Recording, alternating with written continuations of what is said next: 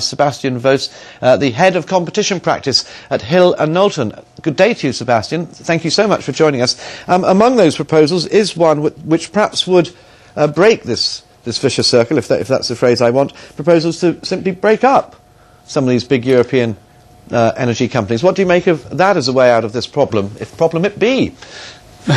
Well, good afternoon, Paul. We were expecting the proposals to come out this afternoon. Andris Piebalgs, the Energy Commissioner, will be officially launching them, today. That was to be expected. It's interesting to see that the news, which you just told me a few minutes ago, had broken, that they will ask for full unbundling of the energy firms, because there's been a lot of debate over the last few months as to how far the Commission could go. This is, of course, a proposal which will have to go through the Parliament, and then there will have to be a final decision by the Council. So the fact that this is now being proposed doesn't mean that it will happen. Interestingly, the end goal of this and the proposal coming out today is to finalise the liberalisation process, which has been going for about 10 years, trying to get more dynamic and competitive markets, and in the end, lower prices for consumers. Well, how would this help? The idea is that these large vertically integrated companies like E.ON, RWE, Gaz de France, Électricité de France don't have a lot of incentive to be as efficient as they can, and they make it difficult, because of the wide grasp they have on the sector, for new entrants to come into the market. So the Commission's argument is and has been that breaking up these firms would make it easier for others to enter, for the markets to become more dynamic. The problem is that obviously countries like France, Germany, but a number of others are not very strongly in favour of this full ownership unbundling, and have put forward a number of other proposals. It'll be interesting to see in the next months how this all plays out. Is there evidence of reciprocity from? We're singling out Russia. We might as well in this particular story, although there are, of course, others of concern too.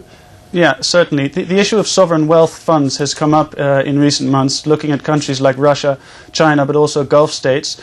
The question there is that these sovereign wealth funds have tremendous amounts of money. 3.5 trillion at the moment is an estimate, which is about twice the hedge fund industry, estimated to be about 25 trillion in 2020. So we're talking about serious money.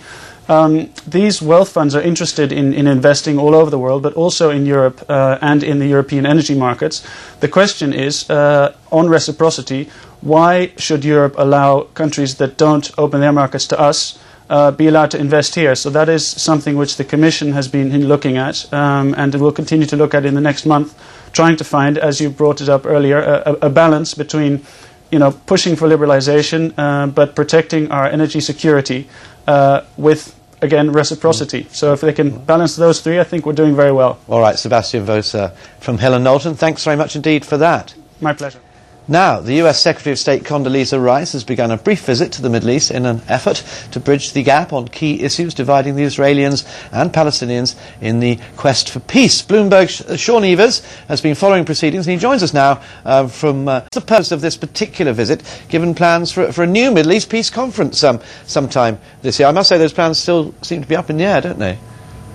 Well, that's exactly right, Paul. The key issue is to make the conference that has been set for the fourth quarter, essentially, but to ensure that conference is a practical, functional conference with results that sets the quartet and Israel and Palestinians on the road to an actual Palestinian state. There's very little appetite at the moment for yet another talking shop.